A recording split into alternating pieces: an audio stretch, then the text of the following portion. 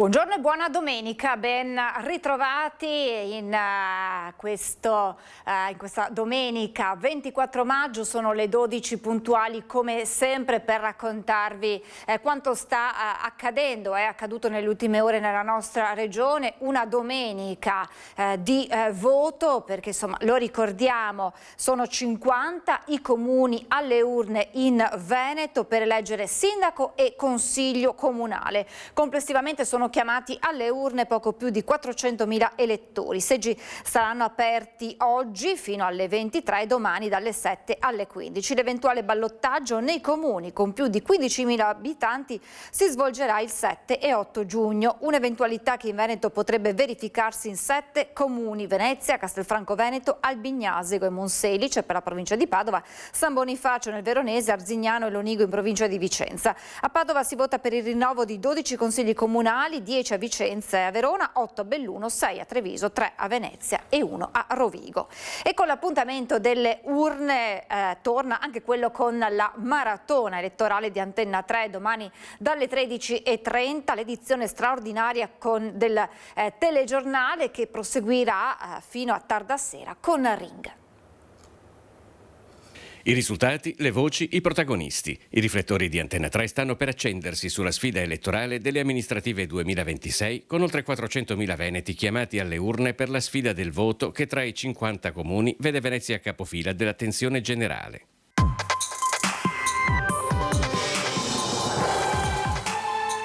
Lunedì dalle 13:30 al via la maratona con l'edizione straordinaria del nostro telegiornale, una diretta non stop per raccontarvi tutto in tempo reale come sempre.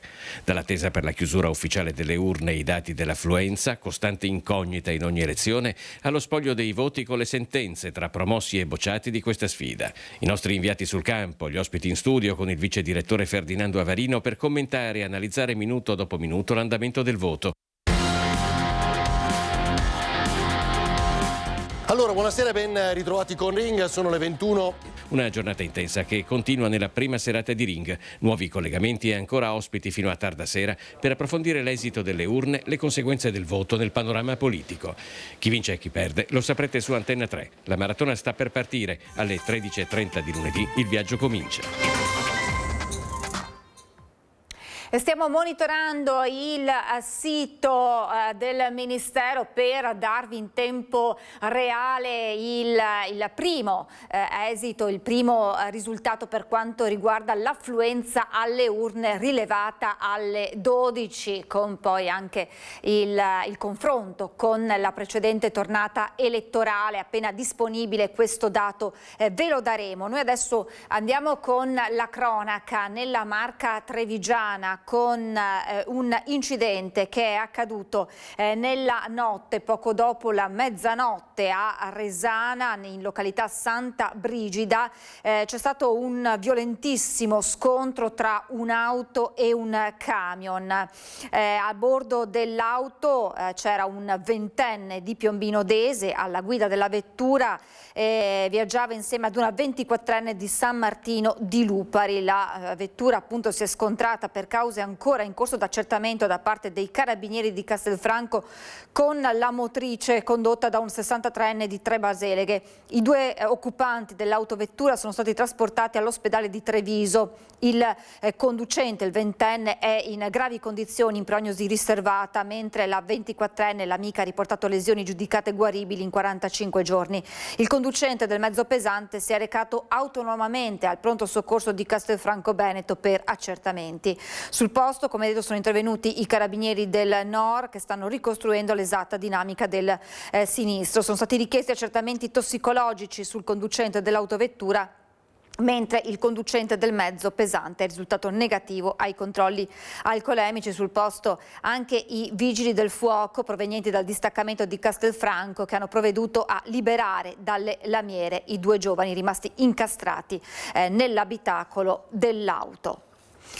E restando nella Castellana c'è stato un gravissimo incendio, sempre nella notte, intorno all'1:45 in via Don Ernesto Bordignon, siamo a Castelfranco Veneto.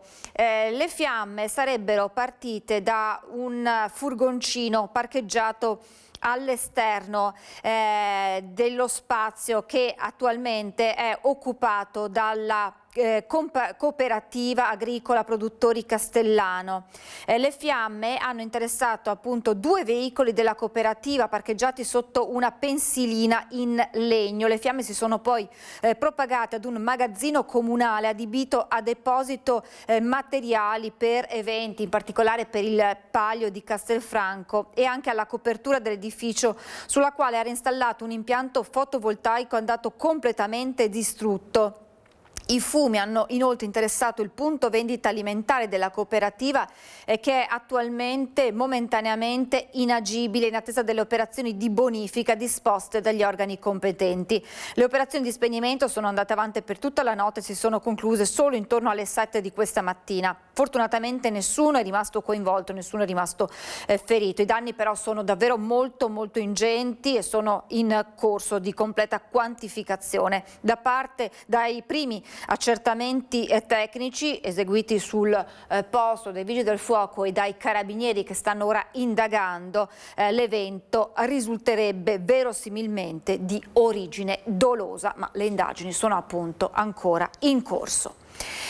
La cronaca giudiziaria con il delitto di varago di Macerata del maggio 2023, la Cassazione ha annullato la sentenza di condanna per Elia Fiorindi, il killer del 17enne Aymen Adda Benameur, accolta la linea della legittima difesa. Processo da rifare, si torna in appello e intanto emergono nuove terribili sequenze, 19 secondi che saranno al centro della linea difensiva rappresentata dall'avvocato Fabio Crea.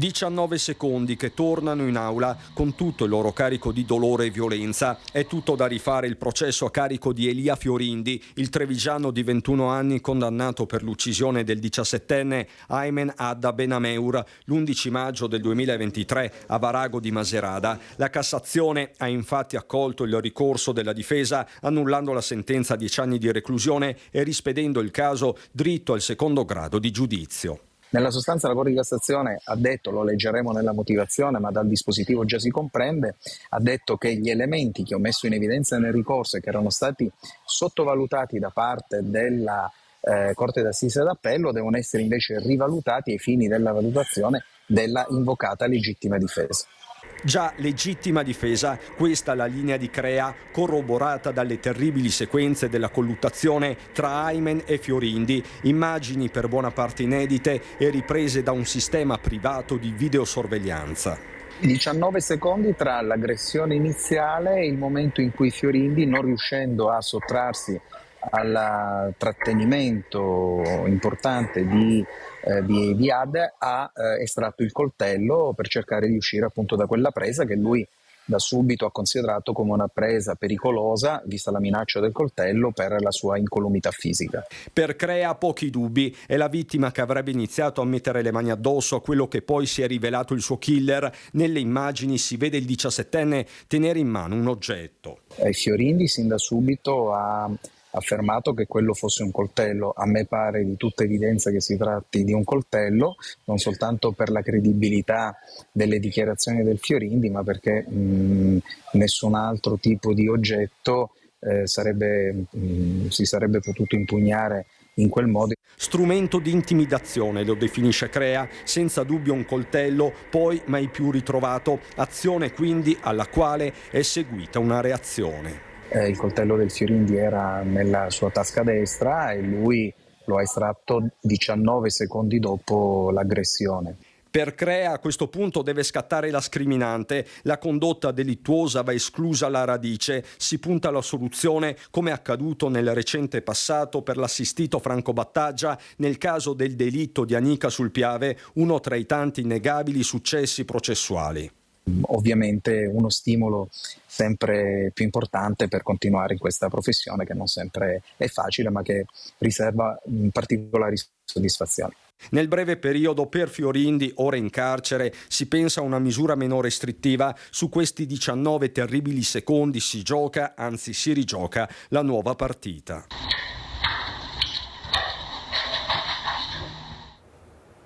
E poi gli sviluppi del delitto della pasticcera Sandra Casagrande a Roncade di 35 anni fa.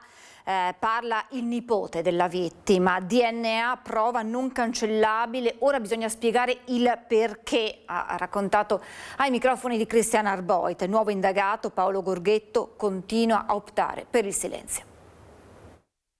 Il DNA è una prova molto... non si può cancellare, no?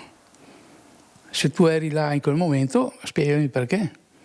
Se non me lo spieghi vuol dire che non vuoi parlare, che non vuoi dire il motivo valido. 35 anni dopo torna a chiedere la verità Gianni Fregonese, nipote di Sandra Casagrande, la 44enne barbaramente uccisa nella sua pasticceria di Roncade il 29 gennaio 1991. Ora per quella mattanza c'è un indagato, il 57enne Paolo Gorghetto, che all'epoca aveva solo 22 anni e abitava con la famiglia di origine nella frazione di San Cipriano. Ora l'uomo resta serragliato in casa accendona di Silea, no comment, la linea sua e della difesa. Non rilasciamo dichiarazioni. Nessuna dichiarazione? No. Si è professato innocente? Sì. E questo mentre si attende un ulteriore riscontro da parte del RIS tra il DNA estrapolato dall'Università di Padova e quello rinvenuto in pasticceria. Il nome di Gorghetto dice poco o nulla allo stesso Fregonese, che a quei tempi rientrava a casa nel fine settimana e andava a trovare puntualmente la zia nel suo locale. Personalmente non ho mai conosciuto, dopo anche averlo visto nei giornali, la foto non l'ho mai conosciuto. Tra i ricordi dell'epoca ce n'è però uno nitido, delle scritte apparse sulla porta di casa della 44enne nel periodo antecedente il delitto. C'era scritto "ti voglio" con la L e non la GL come la nostra grammatica prevede. Era scritto "ti voglio", quindi errore grammaticale, giusto? Sua zia era inquieta, era preoccupata? Sì, era molto preoccupata perché non era la prima volta che trovava scritte di questo genere. Lei pensava a qualcuno, ma non voglio fare nomi. Quel qualcuno era il sospettato di cui stiamo parlando in questi giorni? No, assolutamente, non era lui. Però è un elemento che deve essere ripreso in considerazione, questo della scritta, lei dice?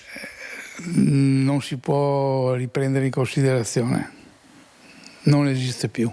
Insomma, in questo capitolo che si riapre nulla deve rimanere in sospeso. Fregonese, che ricorda la zia come una donna stupenda e indipendente, parla anche per l'anziana madre Bianca, sorella maggiore della vittima, che oggi ha 102 anni. Per una vita anche lei ha chiesto giustizia, arrivando a scrivere direttamente al capo dello Stato. Ho sempre pensato che prima o dopo qualcosa doveva succedere ed è successo. Adesso speriamo soltanto che vada tutto a buon fine in un modo veloce e chiaro. 19 anni di violenze su moglie e figlie. I carabinieri di Piave di Sacco hanno arrestato e allontanato dalla casa familiare un uomo. Frustava anche la figlia minorenne con la cintura dei pantaloni e da anni terrorizzava la moglie con botte, minacce di morte e umiliazioni. È l'accusa che pesa su un uomo residente in provincia di Padova, raggiunto nei giorni scorsi da un'ordinanza di allontanamento dalla casa familiare disposta dal GIP del Tribunale di Padova su richiesta della procura ed arrestato dai carabinieri della stazione di Piove di Sacco, già intervenuti in precedenza presso l'abitazione della vittima, che aveva poi sporto denuncia.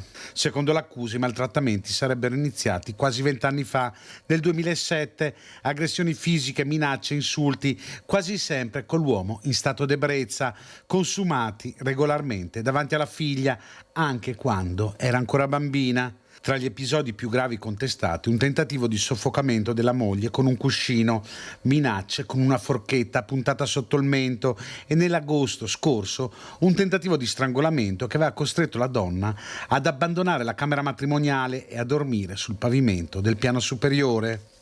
Nel mirino dell'uomo sarebbe finita anche la figlia sin da quando aveva appena 6 anni. Ogni volta che la bambina tentava di difendere la madre, scattavano schiaffi, spintoni e frustate con la cintura dei pantaloni, violenze che si sarebbero ripetute nel tempo, lasciando segni profondi. A tutto questo si aggiungeva un controllo economico asfissiante, nessun contributo alle spese familiari, nessun denaro concesso e alla figlia veniva persino pretesa la consegna degli scontrini per ogni minimo acquisto. L'uomo ha rifiutato il braccialetto elettronico, il giudice ha quindi disposto anche il divieto di dimora nel comune di residenza delle figlie, con il divieto di avvicinarsi ad almeno 500 metri dalle persone offese e dai luoghi da loro frequentati. Tragedia in spiaggia ieri a Bibbione, una turista austriaca di 89 anni in vacanza con il marito è morta dopo essere stata accolta da malore lungo l'Arenile. Tragedia lungo la spiaggia di Bibbione intorno alle 11 quando una turista austriaca di 89 anni è stata accolta da malore. Immediato l'intervento del personale di salvataggio balneare del SUEM 118 arrivato anche con l'elicottero e della Capitaneria di Porto. I soccorritori hanno tentato a lungo di rianimare la donna, colpita da un arresto cardiaco, ma ogni tentativo si è rivelato inutile. La scena si è consumata davanti agli altri ospiti presenti in spiaggia nei pressi della zona termale. Sul posto sono intervenuti anche gli agenti della polizia locale di San Michele al Tagliamento per i rilievi, con il supporto della Capitaneria. La salma è stata trasferita nella cella mortuaria di Bibbione. La questura di Padova ha sventato una truffa da 13.200 euro ai danni di una 87enne grazie all'intervento dell'operatrice di sportello della banca che ha allertato il 113 e bloccato le operazioni di bonifico. Gli agenti hanno scoperto che la vittima si era presentata in banca guidata dalle indicazioni di un malvivente per fare un bonifico istantaneo di 13.200 euro. L'anziana aveva chiesto alla dipendente di inserire come causale la dicitura prestito infruttifero a mio nipote, modalità che aveva sospettato l'operatrice di banca. Non ricevendo risposte chiare dalla donna sul motivo del bonifico, la dipendente ha informato il suo direttore chiamando contemporaneamente il 113 ed eseguendo un bonifico non per la somma richiesta ma per 13,20 euro.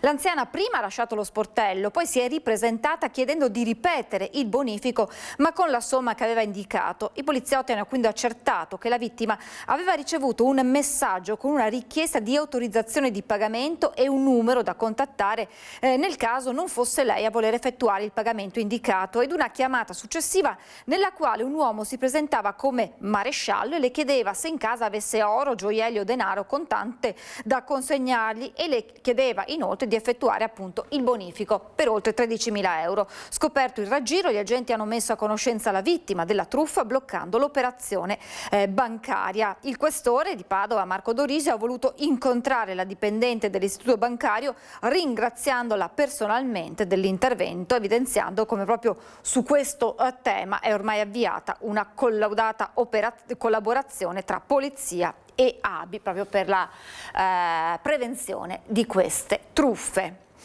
Ancora anziani, vittime questa volta dei ladri, un balcone lasciato socchiuso per il caldo e i malviventi che entrano in casa, rubano anelli d'oro, oggetti preziosi, i ricordi di una vita. È successo a Varago di Maserata. Sentiamo il racconto delle vittime.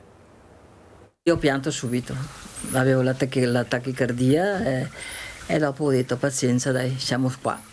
Siamo salvi, abbiamo riordinato quello che c'era e ci siamo buttati a letto, non spegnere la luce perché non si riesce a stare senza la luce accesa. Una serie di villette a schiera, un angolo tranquillo di Varago di Macerata sul Piave, scosso però dall'ennesimo colpo dei ladri. Per un caso fortuito il padrone di casa lascia un balcone socchiuso, solo pochi centimetri, i malviventi ne approfittano, saltano sul tetto, entrano in casa alla ricerca di oro, fanno razzia e fuggono in pochi secondi. Rossella abita qui con i genitori. Cercavano l'oro perché sono andati a colpo sicuro, cioè avevamo anche della bigiotteria, mio papà un orologio placcato oro, quello per esempio l'hanno lasciato là perché non era effettivamente del tutto oro, quindi cercavano quello. Ti senti denudato, ti senti proprio tolto delle tue cose private. E questa è la cosa che fa più male. La famiglia ha presentato denunce ai carabinieri che indagheranno. Il consiglio ricevuto è stato quello di difendersi con allarme e telecamere che loro installeranno. I genitori sono scossi, rassegnati e impauriti. Sono andato a letto e a mezzanotte e ho trovato le camere tutto per aria, praticamente tutto aperto, e ho chiamato la moglie e nessuno ne aveva neanche il fiato, quindi l'oro mio è sparito. Toccano tutto, ti rovesciano tutto, la cosa tua intima, quello fa un brutto.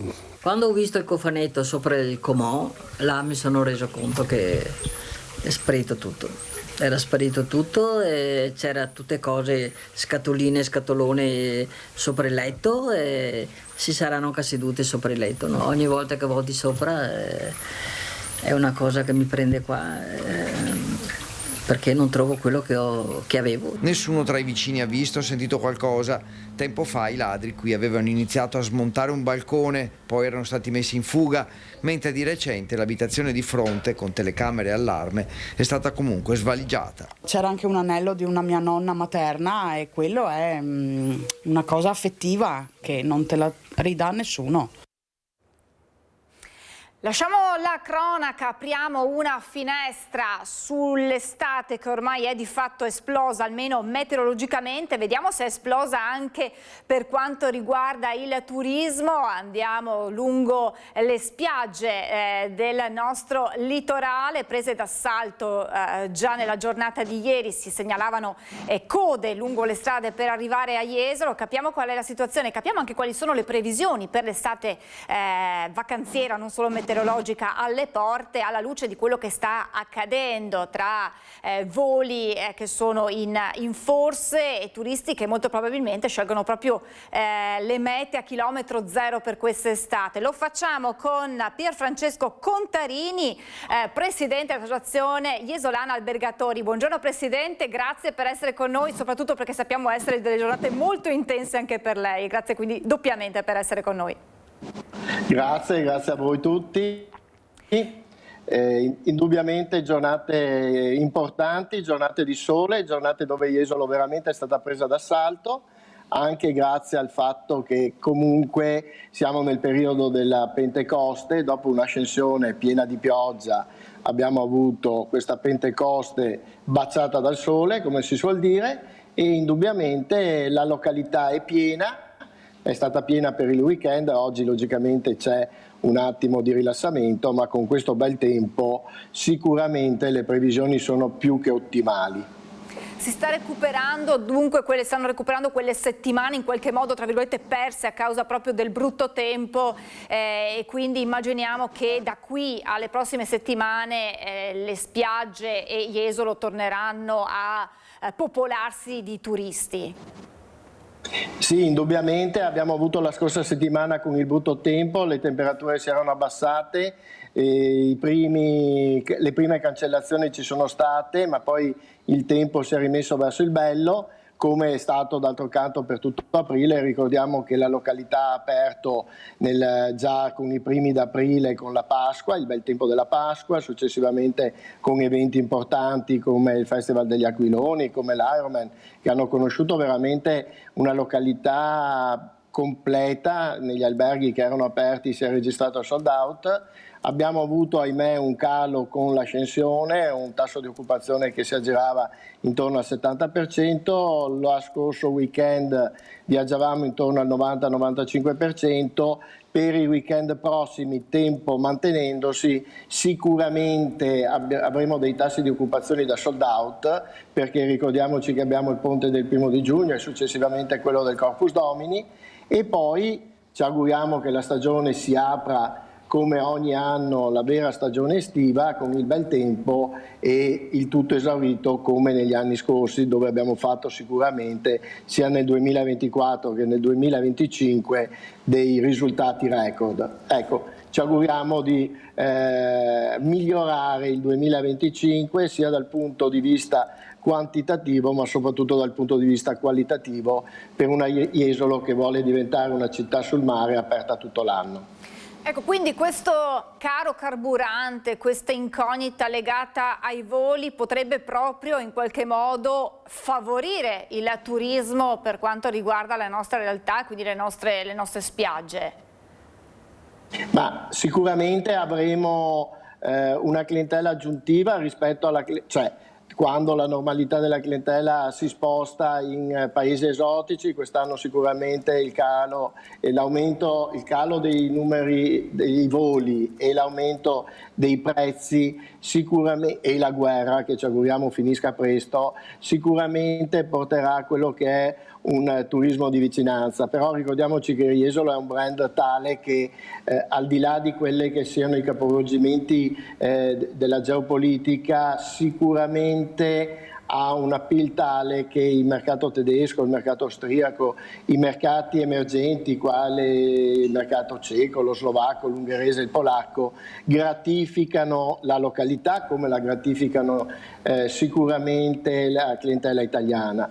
Quindi noi ci auguriamo che la guerra finisca presto e che non ci siano grandi aumenti dal punto di vista energetico, anche perché questo rende tutti più poveri e sicuramente rende più poveri anche la nostra clientela, che probabilmente non farà più i 10 giorni alla settimana, ma si porterà a ridurre il periodo di vacanza ai 3-5 giorni. Quindi attenzione che queste situazioni fanno male un po' a tutti, anche a noi albergatori, insomma, quindi ci auguriamo che finisca la guerra presto e che si ritorni ai valori energetici pre-guerra, insomma. Anche perché immagino sia un po' complicato in questa fase di incertezza che ormai ci portiamo avanti da diversi anni, vuoi per il post pandemia, vuoi per la crisi che c'è stata, pianificare il vostro lavoro, capire appunto chi verrà, in che quantità, per quanto si fermerà, perché mi sembra di capire, alla vacanza non si rinuncia, però magari la si accorcia.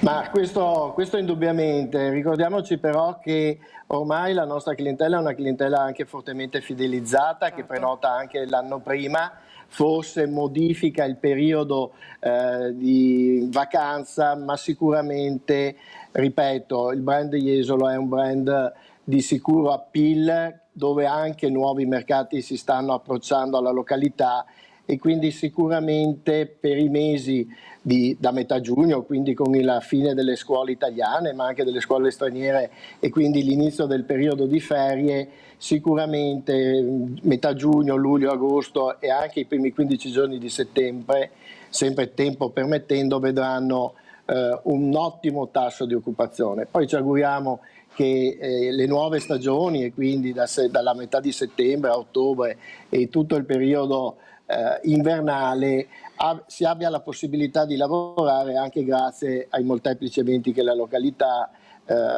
offre e alla possibilità, alla vicinanza di Venezia e a un nuovo stimolo per delle vacanze in stagioni che non sono quelle classiche. Ecco perché l'obiettivo di Jesolo ormai da qualche anno è quello proprio di avere un turismo 365 giorni l'anno, non più solo un turismo estivo, e gli eventi che si ripetono nel corso dell'anno puntano proprio a questo.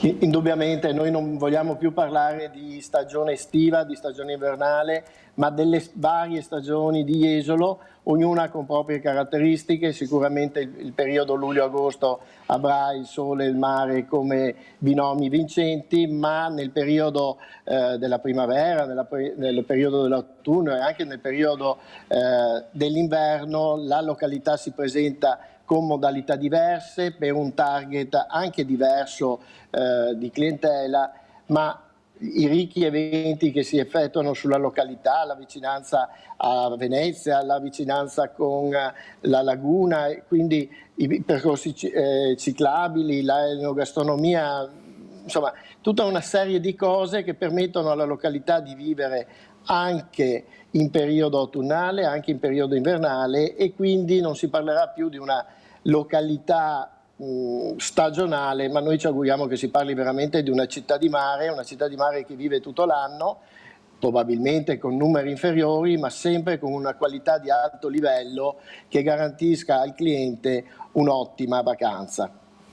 E sappiamo esserci sempre ad ogni nuova stagione estiva che si apre il tema del personale, Presidente, legato proprio a tutta la filiera turistica, dai bagnini a chi poi lavora all'interno dei vostri alberghi. Si ripeterà questo mood anche quest'anno della difficoltà di trovare personale o va un po' meglio? Allora, è un tema che probabilmente nei prossimi anni si ripeterà ogni anno ci sarà l'emergenza personale, ogni anno il capitale umano sarà uno dei temi fondamentali, però ricordo che probabilmente di capitale umano non parla solo il turismo, ma parla l'industria, parla l'edilizia, parla l'agricoltura, parlano un po' tutti. Sicuramente il calo demografico c'è, sicuramente i nostri giovani vedono il mondo del lavoro in maniera diversa, però come associazione e come albergatori noi in genere cerchiamo di accoglierli nel miglior modo possibile con paghe di sicuro prestigio, e vi assicuro che quando si parla di paga per i professionisti ma anche per i ragazzi giovani si parla di paghe interessanti, ma soprattutto anche di alloggi decorosi, di possibilità di vivere in una città che insomma permette anche di divertirsi, un insieme di cose che sicuramente creano quell'appeal importante per un capitale umano che manca indubbiamente, però ultimamente si parla molto meno di emergenza, si parla di ricerca di professionalità, si parla di ricerca di soggetti con particolari caratteristiche, e si parla anche di far crescere i giovani dandogli quelle opportunità che è giusto che vengano date per farli innamorare del nostro settore. Quindi ultimamente vediamo l'approccio delle scuole alberghiere, dei giovani che stanno uscendo dalle scuole alberghiere in tutti i settori, dall'assistente bagnante al cameriere, al cuoco, all'addetto al ricevimento, al barista, e quindi vediamo che questi ragazzi hanno voglia di mettersi alla prova, e noi ci auguriamo che abbiano voglia di crescere con noi per darci quelli che sono i professionisti del futuro. La fortuna è anche che dall'estero abbiamo molte richieste di stage e dalle scuole italiane di formazione e lavoro, quindi ci auguriamo che il settore alla fine diventi anche motivo di interesse non solo fra i già professionisti ma anche fra i giovani. Assolutamente sì, è un'esperienza di vita e non solo. Grazie davvero, di nuovo la ringrazio perché è stato complicato inserire questo collegamento tra i suoi 1000 impegni, e quindi davvero è stato molto gentile, anche perché ci ha aperto una finestra, noi che siamo qui in città, sulle spiagge iesolane, quindi buon lavoro a lei Presidente, buon lavoro a tutti i suoi colleghi, e Jesolo, l'abbiamo capito, è pronta per questa stagione estiva 2026, ormai di fatto già iniziata. Grazie davvero Pierfrancesco Contarini, Presidente Associazione Iesolana Albergatori, e buon lavoro. Ci risentiremo poi nel corso di quest'estate un po' per capire come sta procedendo. Grazie davvero Presidente. Grazie a voi e grazie, e vi aspetto a Jesolo. Assolutamente, molto volentieri, grazie ancora al Presidente Contarini. Prima della pubblicità ve l'avevo promesso, dal sito di Eligendo vediamo l'affluenza alle urne che ricordiamo non si sono aperte questa mattina, resteranno aperte oggi fino alle 23, poi domani dalle 7 alle 15. In Veneto l'affluenza alle 12 era del 14,14%, rapportandola alle precedenti precedenti elezioni amministrative era del 15,60%, 12,18% a Belluno, 14,17% Padova, 13,46% Rovigo, a Treviso naturalmente sono dati provinciali, 12,31%, Venezia 14,45%, Verona è la provincia nella quale si è votata di più con il 16,49%, Vicenza 14,23%. Questo è il dato dell'affluenza alle urne alle 12 e noi ci fermiamo per la pubblicità.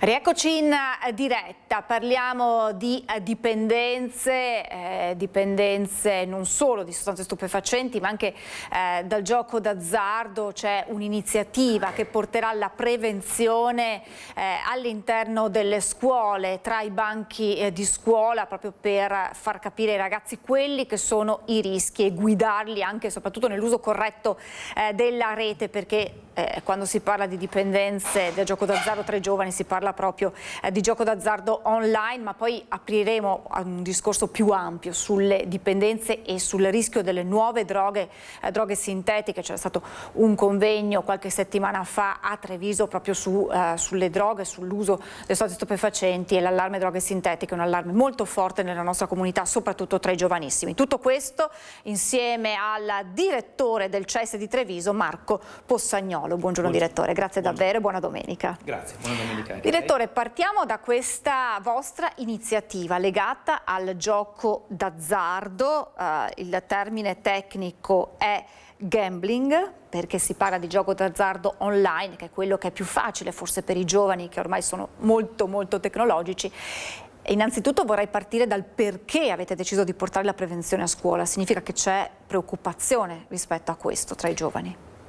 L'iniziativa nasce da un rapporto stretto con la ULSS 2 Marca Trevigiana.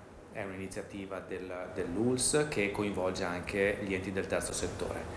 L'obiettivo è quello di andare a fare prevenzione.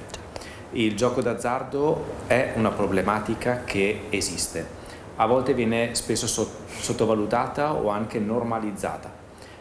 Perché ha un impatto diverso rispetto all'uso di sostanze, probabilmente è meno diffusa, sicuramente può portare comunque ad una dipendenza, e fondamentalmente il meccanismo della dipendenza del gioco d'azzardo è molto simile, se non identico, a quella di qualunque altra dipendenza, una dipendenza da sostanze, da alcol, da tabacco, dipendenze affettive o dipendenze comportamentali. Quindi fare un lavoro di prevenzione, anche di sensibilizzazione, a volte senza nemmeno parlare concretamente e attivamente di dipendenza con gli studenti, però ci permette di andare a sensibilizzare gli studenti in un sul tema delle dipendenze.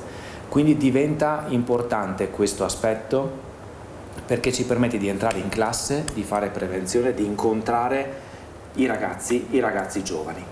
Quindi è un tema che per noi è sensibile, c'è uno studio approfondito sul gioco d'azzardo e ci permette appunto di incontrare le persone. Le chiedo se la dipendenza da gioco d'azzardo può essere poi correlata ad altre tipologie di dipendenza, ad esempio dipendenza da sostanze stupefacenti, se c'è questo parallelismo in alcuni casi. L'una porta all'altra o comunque diventa poi... Diciamo che se una persona ha la sensibilità alla dipendenza, cioè ha delle fragilità che poi portano alla dipendenza, cominciare da una sostanza o dal gioco d'azzardo o dall'alcol o dal tabacco può portare poi a sviluppare dipendenze anche di altro tipo e che possono compromettere in maniera molto più significativa la vita della persona. Dall'altra parte non c'è in questo momento una correlazione così stretta tra gioco d'azzardo e che poi porterà ad una dipendenza da sostanze. Diciamo che l'attività, quella nostra di prevenzione nel territorio e negli istituti scolastici, mira proprio a questo, a supportare gli studenti, a supportare i ragazzi a sviluppare quelle abilità che poi permetteranno di gestire momenti importanti, traumatici, significativi della vita di una persona. Lei prima diceva spesso non è così facilmente identificabile questa dipendenza, proprio perché non dà effetti visibili come potrebbe essere la dipendenza da sostanze stupefacenti.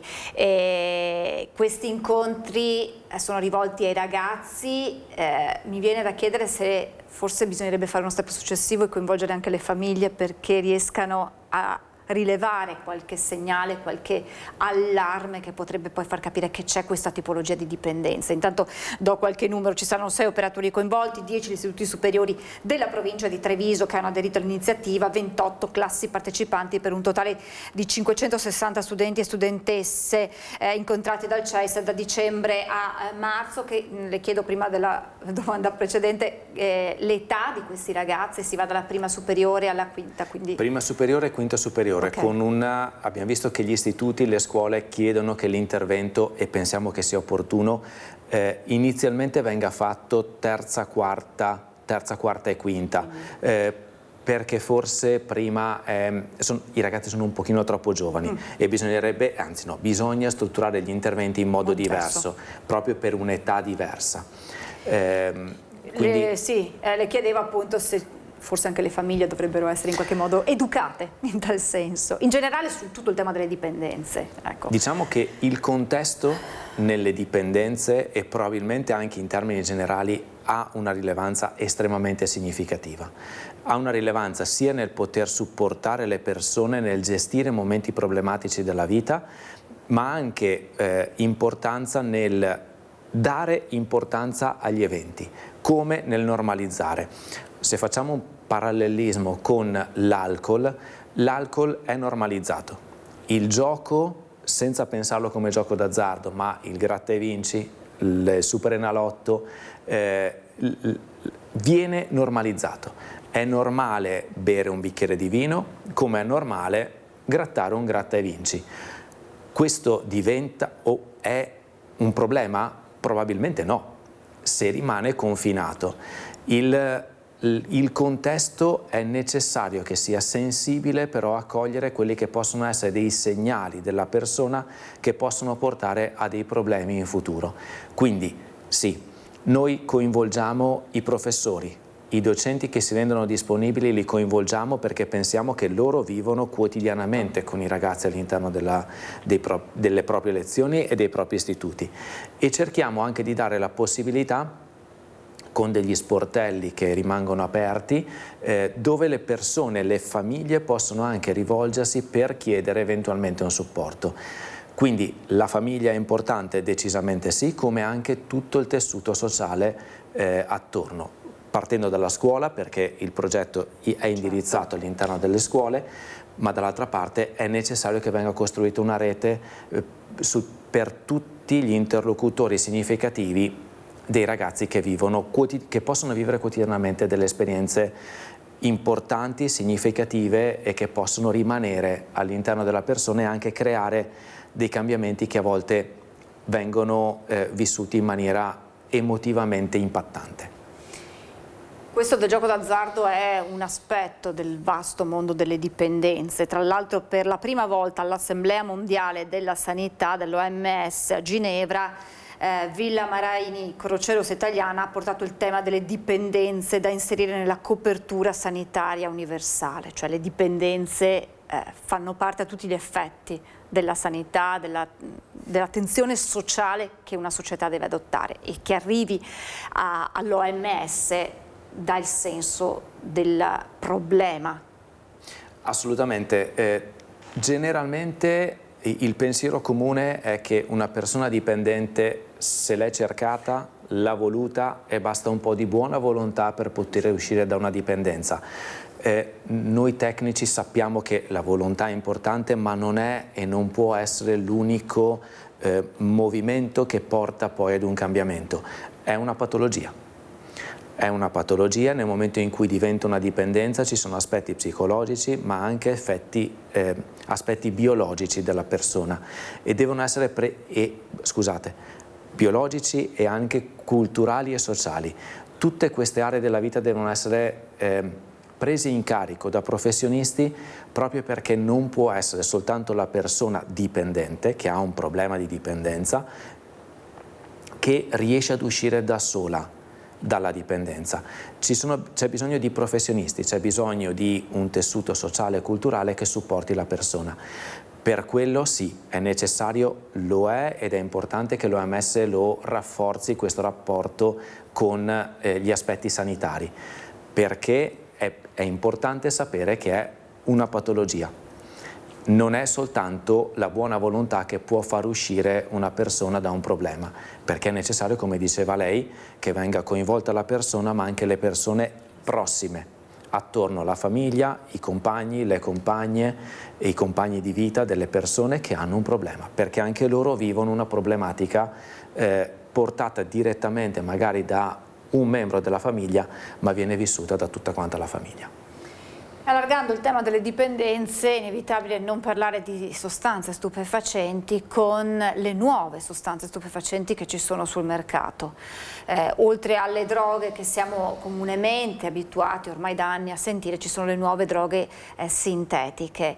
Dal vostro osservatorio che percezione avete, o anche proprio realmente qual è il pericolo in questo momento? Uno su tutti, il tema del fentanyl.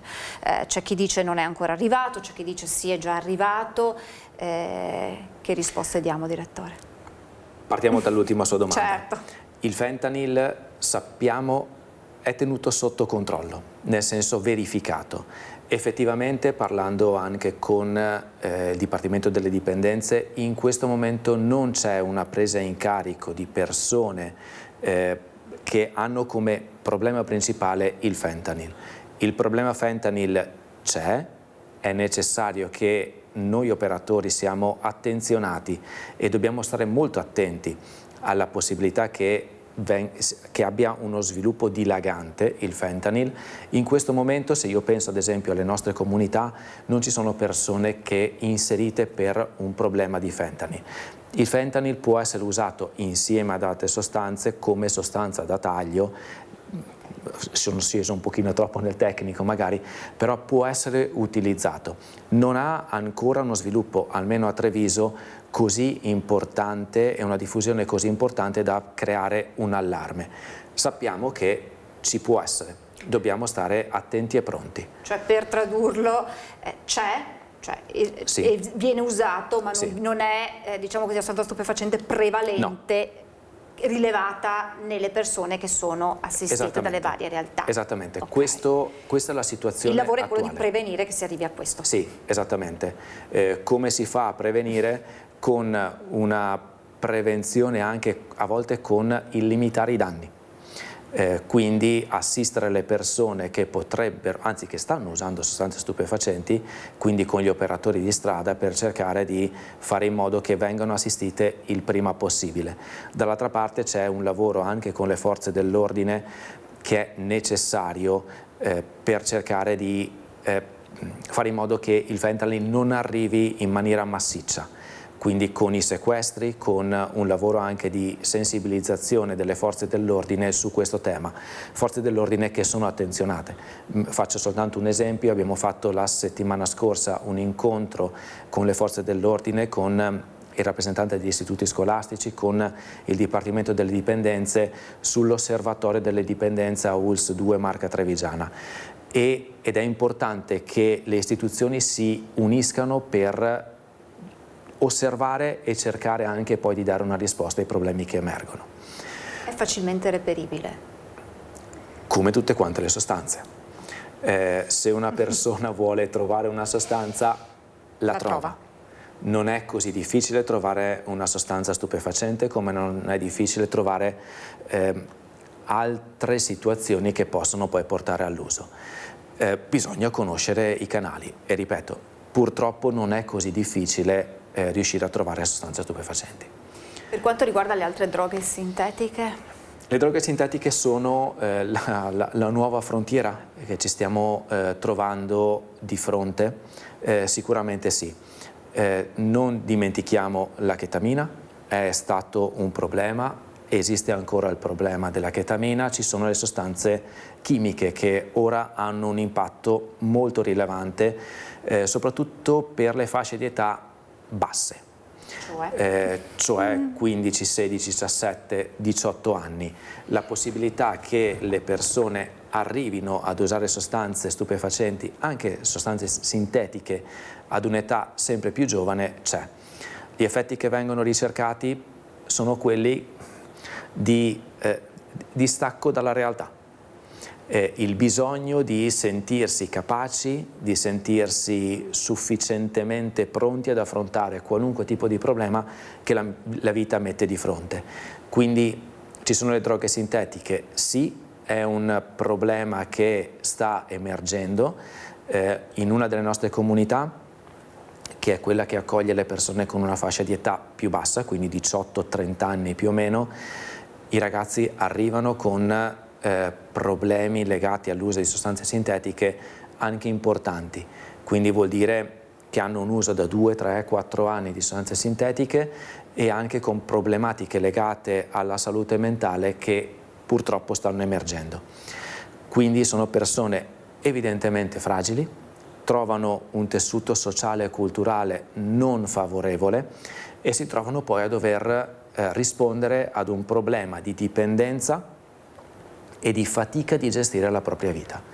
Quello che a me piacerebbe che emergesse è che le persone e i ragazzi che usano sostanze sicuramente, probabilmente cominciano con scopo ricreativo. Poi però se la sostanza diventa una risposta ad un problema, la dipendenza e la sostanza si ripresenterà nella vita della persona e questo può innescare il meccanismo della dipendenza. E quando si innesca il meccanismo della dipendenza quasi ci si dimentica di qual è il problema che ha portato a dare una risposta attraverso la sostanza, una risposta disfunzionale, e quindi si rimane dentro la dipendenza, con tutti i problemi correlati alla dipendenza. È per quello che la prevenzione pensiamo che sia fondamentale e la rete con tutti i servizi che stanno attorno alla persona, proprio per cercare di dare un supporto ai ragazzi giovani e anche alle persone che hanno un problema di dipendenza conclamato. Sostanze che tra le varie gli effetti collaterali, così per semplificare, termine forse, anzi sicuramente inesatto, è quello dell'aggressività, nel senso che emergeva il fatto che spesse volte i giovani sono protagonisti di episodi di violenza, probabilmente proprio legata all'uso di queste nuove sostanze. Ci possono essere. Ci può essere, diciamo che le sostanze molto spesso vengono utilizzate sia per una sorta di distacco dalla realtà, ma anche per sentirsi capaci, superiori, adeguati al contesto. E se poi è un contesto che tende a normalizzare l'aggressività, ad utilizzare quel comportamento per cercare di affermarsi, diciamo che le due situazioni insieme creano una combinazione che può essere pericolosa e quindi poi viene sdoganata anche l'aggressività e diventa normale utilizzare quel tipo di comportamento per gestire situazioni di vita quotidiana.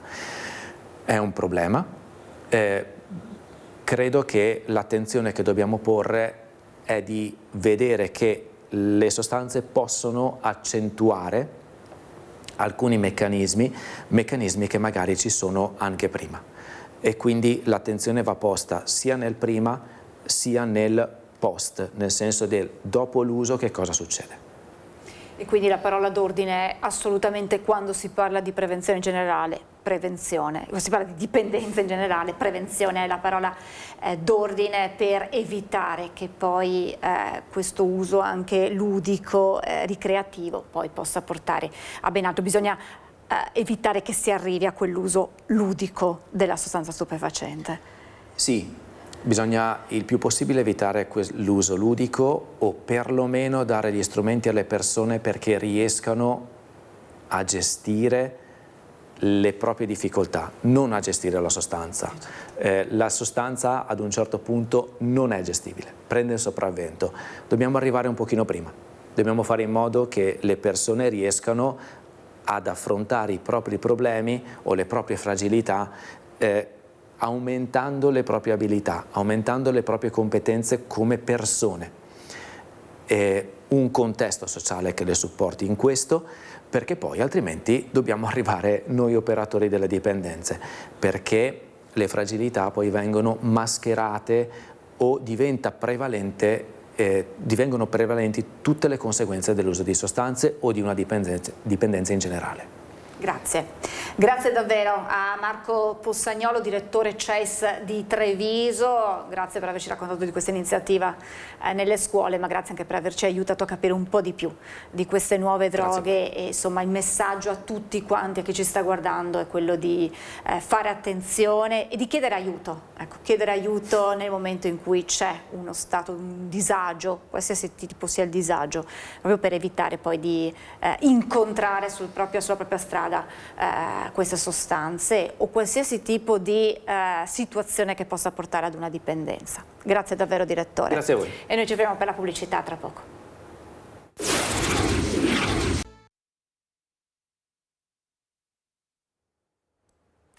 Rieccoci in diretta e adesso apriamo una nuova finestra su Venezia per la Vogalonga numero 50 con i colori di questa manifestazione che è tornata in Bacino San Marco. Ci racconta tutto in diretta il nostro Lorenzo Maier. Buona domenica Lorenzo.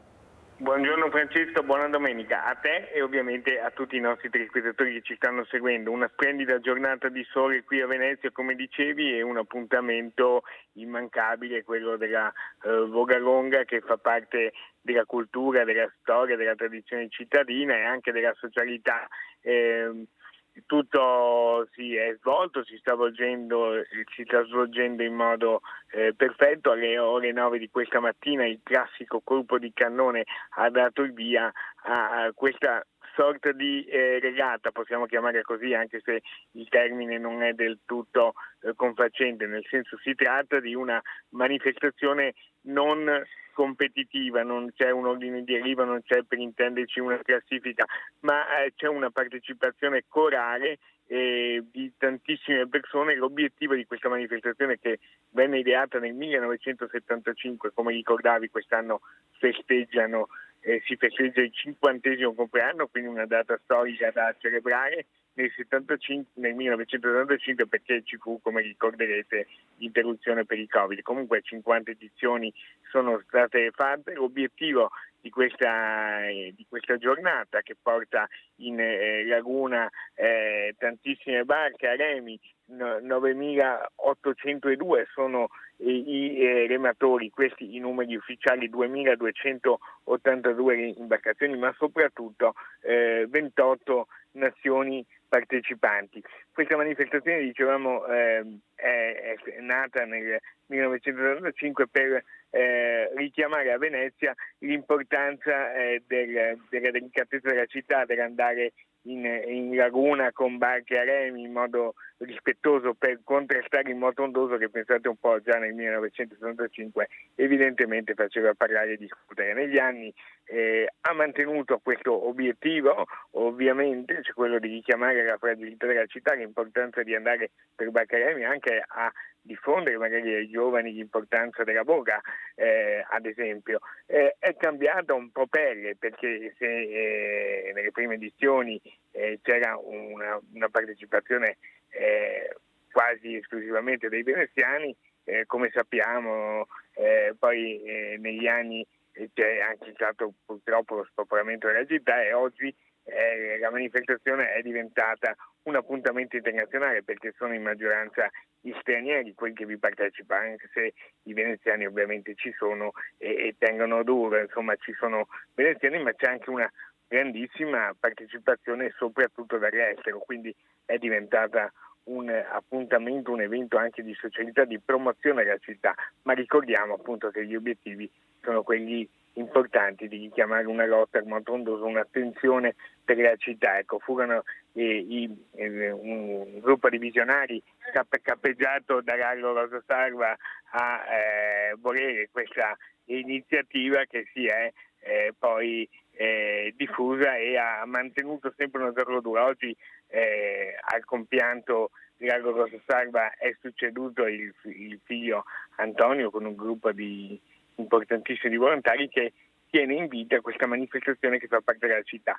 Quindi oggi è a Venezia non solo ovviamente il turno amministrativo delle elezioni, ma questo importante appuntamento che sta unendo tutti quanti nel segno dell'amore e del rispetto per Venezia. Tutti avranno la loro medaglia, sono 33 i chilometri che si devono percorrere a remi senza un ordine d'arrivo, quindi c'è tempo per arrivare fino al tardo pomeriggio di oggi, quindi c'è ancora spazio per chi volesse venire a vedere un grande colpo d'occhio di tantissime barche a remi in laguna. C'è stato anche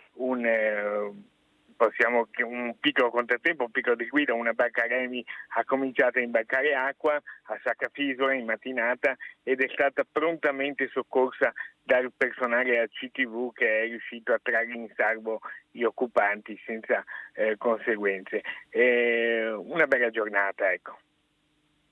Sì, tra l'altro eccolo qui dalla pagina Facebook Venezia non è Disneyland, quello che ci stavi appunto raccontando proprio ora di questa imbarcazione, eccola qui che appunto ha iniziato ad imbarcare acqua, le vedete, poi è stata appunto prontamente soccorsa dal personale ACTV. Grazie davvero Lorenzo, poi questa sera ci racconterai per l'edizione serale del nostro telegiornale anche con le voci che hai raccolto questa giornata di festa per questa Vogalonga numero 50, quindi l'appuntamento è con il tuo servizio riepilogativo questa sera. Grazie davvero Lorenzo Maier, buon lavoro e ancora buona domenica. A voi. Grazie davvero Lorenzo, andiamo avanti con le notizie. Non vuole essere chiamato eroe il poliziotto che ha salvato venerdì da un incendio 2 anziani vicini. Il questore di Padova annuncia che l'agente verrà promosso. Si sta pensando anche a un riconoscimento al vostro agente?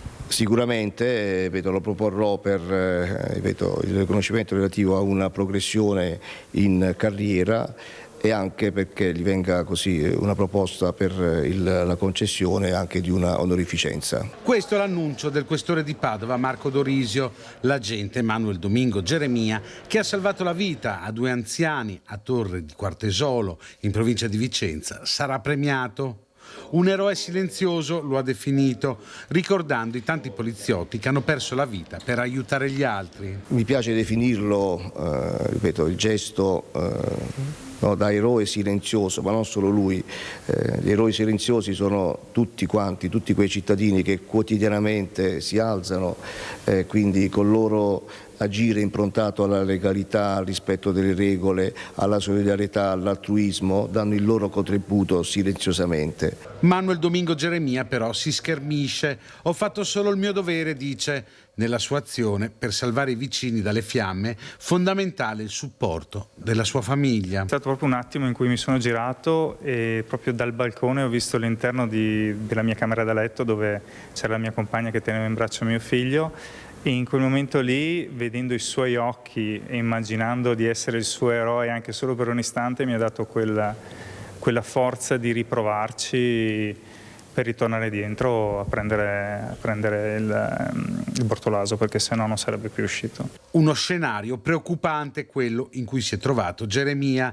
In casa il suo vicino aveva anche delle armi che stavano esplodendo. Ho pensato di non rivedere più la mia famiglia in un breve istante, però appunto per quello, essendo appunto la mia famiglia a fianco di casa, ho pensato a salvare loro. Quindi il mio intento era spegnere immediatamente il fuoco, salvare i 2 anziani e cercare di spegnere l'incendio. La soddisfazione più grande però è stata, una volta tornata a casa, ricevere l'abbraccio e i complimenti del figlio di 7 anni. Che sono il suo eroe.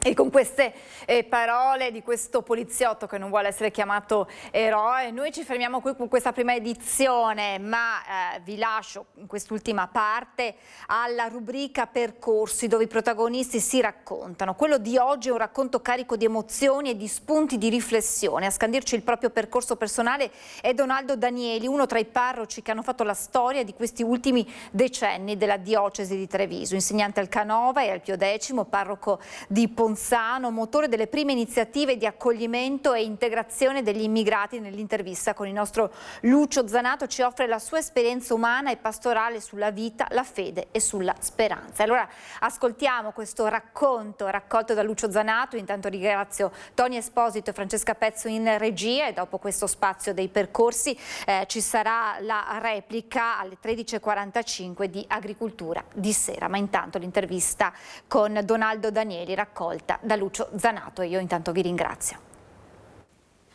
È con piacere che questa domenica incontriamo Donaldo Danieli. Donaldo Danieli, un volto che tutta Treviso, ma tutta la Marca e probabilmente tutto il Veneto conosce molto bene per la sua storia personale, di fede, da sacerdote, ma anche di uomo, con le tante iniziative che ha fatto nel corso del suo percorso. Allora, intanto benvenuto e grazie per essere qui con noi questa domenica. Grazie a voi. Allora, raccontiamo brevemente chi è Donaldo Danieli, da dove è partito, la vocazione e poi gli altri momenti del suo percorso. La mia vocazione è partita da una famiglia profondamente cristiana, dove si respirava la fede, e la fede era la stella polare che guidava tutti noi, il senso della giustizia, il senso della carità, il senso dell'amicizia, ecco, i valori tradizionali delle famiglie contadine di una volta. Si cresceva nella povertà, non nella miseria, ma nella povertà, che arricchisce una persona, perché le eccessive comodità tolgono un po' allo scheletro la forza di sapersi reggere nei momenti difficili. Ecco, che differenza c'è tra miseria e povertà? La miseria è quando, io l'ho vista in Africa, quando sono andato a trovare un mio compagno di scuola in Kenya, e c'era un ragazzino che alla sera era in seminario ed era durante le vacanze e non tornava a casa, e gli ho detto: dov'è che abiti? Abito in quella capanna lì in fondo. E perché non vai a casa? È ora di cena adesso. E dice: ma stasera non si mangia perché non c'è niente, speriamo domani. E quella è miseria, quando non hai niente da mangiare e devi saltare i pasti. A casa mia una scodella di pane e latte o di polenta e latte c'è sempre stata, e per me era quello che era sufficiente per crescere felici nella libertà che avevamo noi contadinelli. E alla sera poi c'era lo svago dei racconti dei nonni e degli adulti in stalla, dove non c'era la luce elettrica, ma c'era un ciaro a carburo, oppure una lampada a petrolio poi in camera. Donaldo, però ci dice che pur essendo nell'opulenza della modernità ci sia molta miseria sotto il profilo personale, sotto il profilo, diciamo, proprio di anima. Ma io credo che sia un privilegio non nascere con troppi comfort, con troppe comodità e, diciamo, viziati, perché Leopardi dice che i bambini riescono a trovare il tutto nel nulla e i grandi trovano il nulla nel tutto. Quando tu hai il tutto non sai più apprezzare le piccole cose. Io dico che per essere felice, forse per la mia origine così contadina, mi basta avere una margherita sulla soglia e una rondine che vola. Purtroppo le rondini sono quasi sparite. C'è chi dice che in questa domenica di Pentecoste, anche in un tramonto, in un cielo stellato, si possa vedere l'immagine di Dio, quello che ha soffiato sulla terra e ha creato l'uomo, quello che poi ha soffiato sugli apostoli, dando loro lo Spirito Santo. Ma io credo che non occorre guardare le stelle, basta guardare un fiore e basta guardare un insetto. Io lo trovo anche e soprattutto nell'infinitamente piccolo, perché anche se il naufragarmi è dolce in questo mare dell'infinito, come dice il Leopardi, però diciamo l'ebbrezza del conoscere se stessi è proprio nel mistero delle piccole cose. C'era nel Tempio di Delfi la famosa frase Gnosis auton, conosci te stesso, ma per conoscere se stessi, dice Seneca, il grande filosofo, che noli mutare celum, muta animum, non cambiare cielo, non fare tanti viaggi, ma cambia il tuo modo di guardare le cose. Proseguiamo il nostro racconto su Aldo Danieli, che da giovane poi, quando sente la chiamata? Io non mi ricordo, perché ho sempre avuto il fascino della figura del sacerdote che era ascoltato in famiglia come un oracolo, ecco, la parola del sacerdote. Poi la nonna che mi diceva, lei che aveva 2 figli religiosi più una figlia suora, diceva: quando passa un prete mi par de vedere il Signor che passa. E quindi dicevo: ma deve essere una cosa bella e grande diventare preti, perché tutti ti vengono a chiedere un consiglio, tutti chiedono a te di essere indirizzati nei momenti di difficoltà e anche conforto nei momenti di dolore. E così non vedevo l'ora di entrare in seminario e far parte dei seminaristi, che allora a Montebelluna erano una trentina, e per me era un onore andare in presbiterio e sentirmi con questi ragazzi un po' privilegiati che poi andavano in seminario. E a non ancora 10 anni sono andato in seminario per fare la quinta elementare, che non c'era al mio paese, e quindi ho dovuto entrare in seminario per fare la quinta elementare, prendere il diploma di quinta elementare, perché il seminario era una scuola privata e dovevamo fare gli esami al Pio X per essere riconosciuti anche dallo Stato. Parliamo di che anno?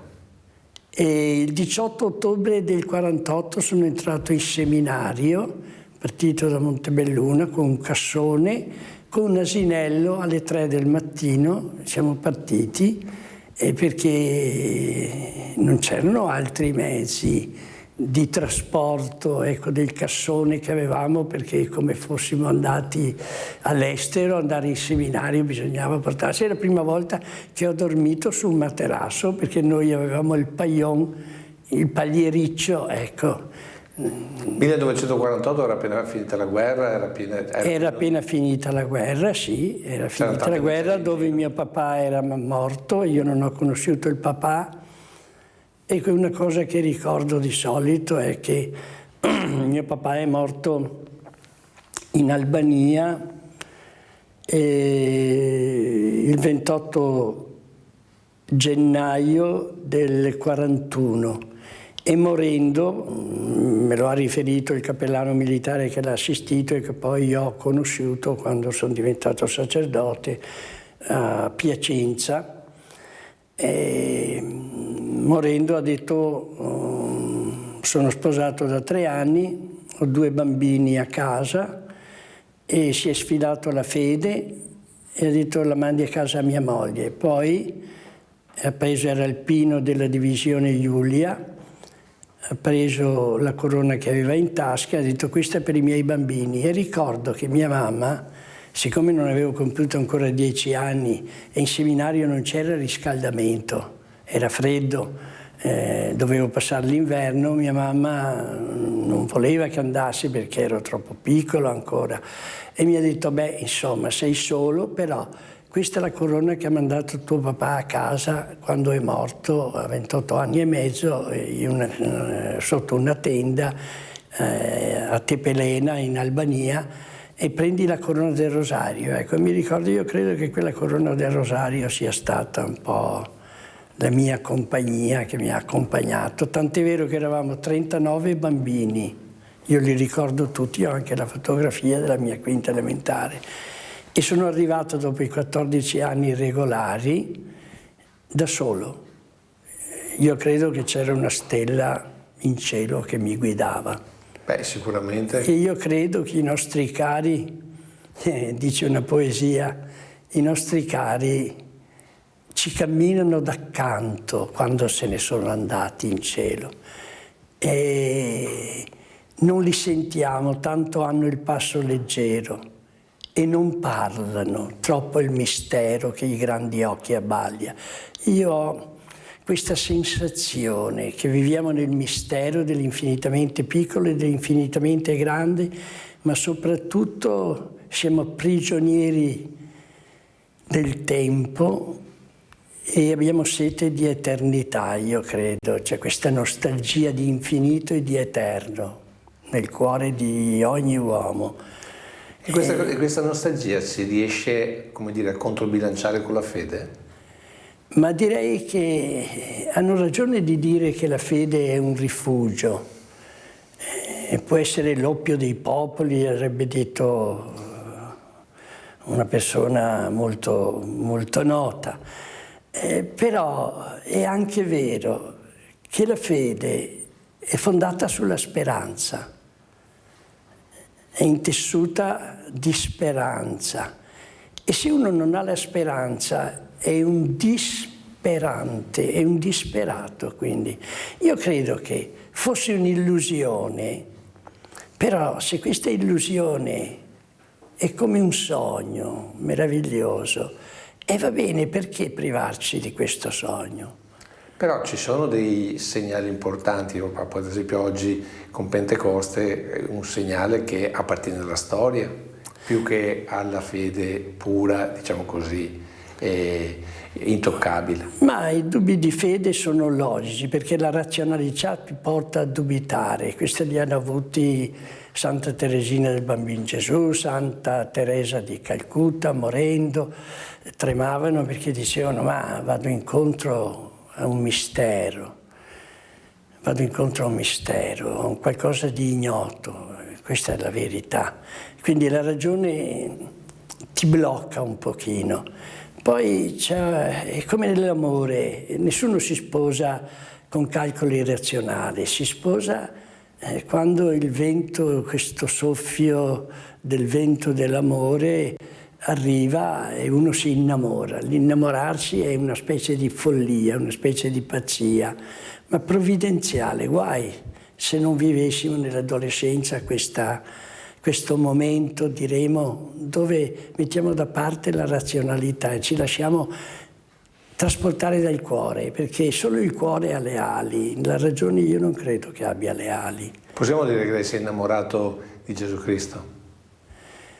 Beh, per la verità io ti invidio un po' quelli che hanno avuto questo innamoramento di Cristo.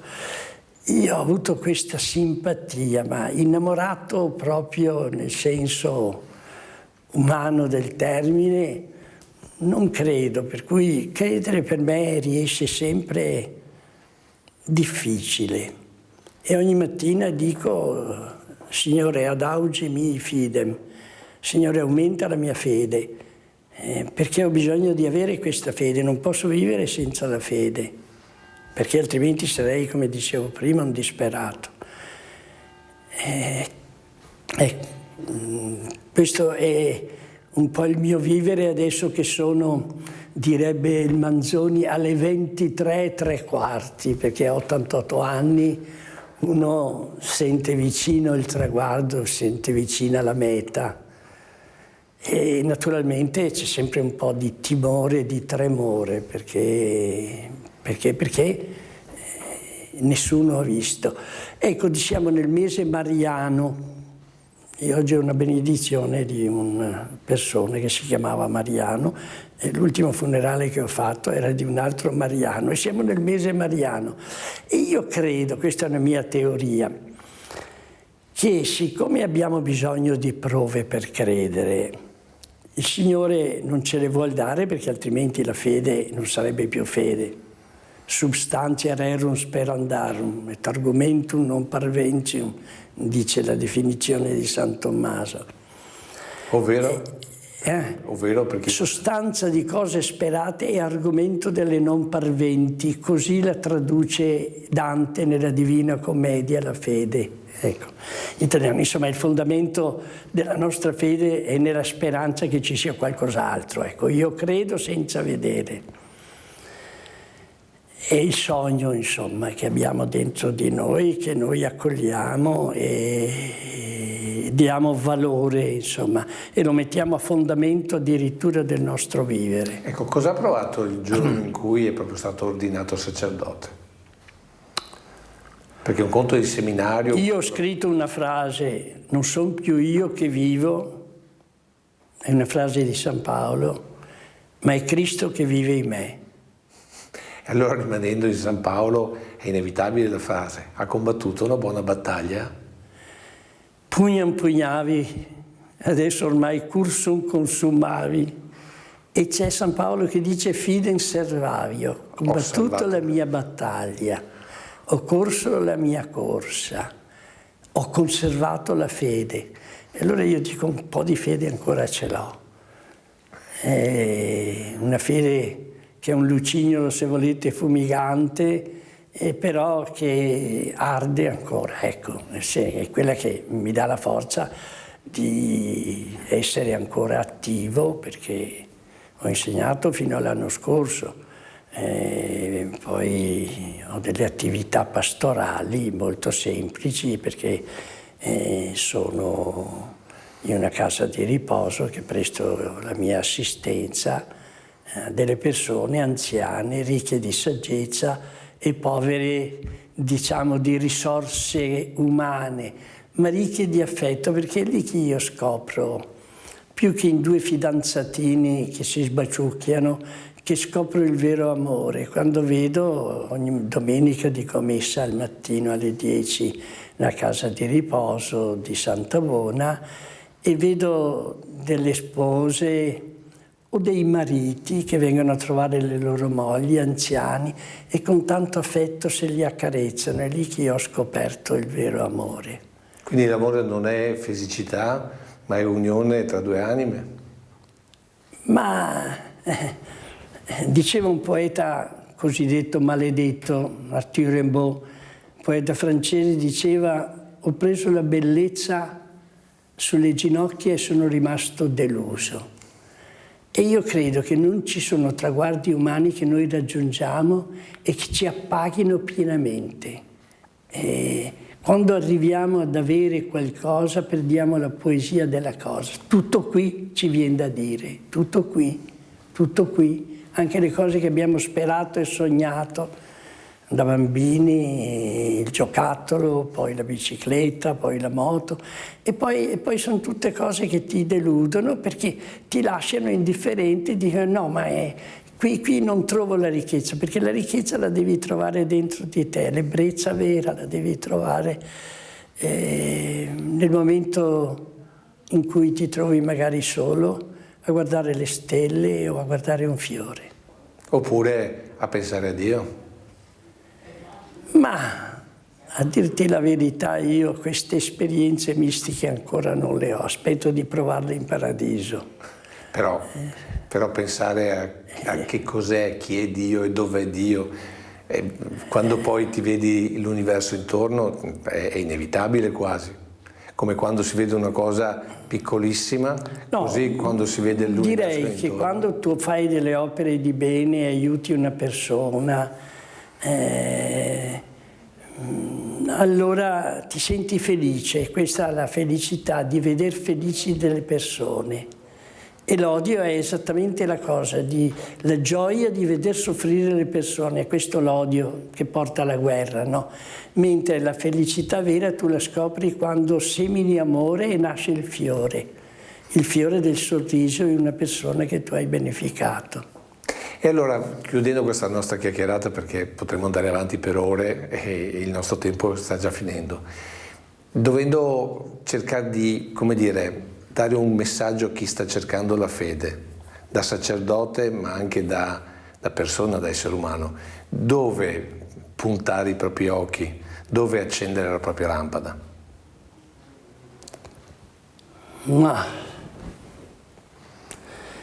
E noi sappiamo che se ci comportiamo bene siamo tranquilli e sereni, se ci comportiamo male abbiamo un certo rimorso e quindi scopriamo che la bontà ti lascia una scia luminosa, è una cometa che lascia una pista di luce e la cattiveria lascia una scia di tenebra.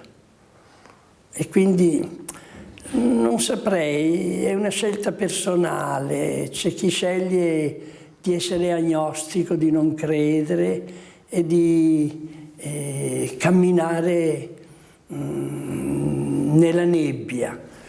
Io dico, sarà un'illusione, ma lasciatemi sognare, vivere la vita come un sogno. Grazie Donaldo.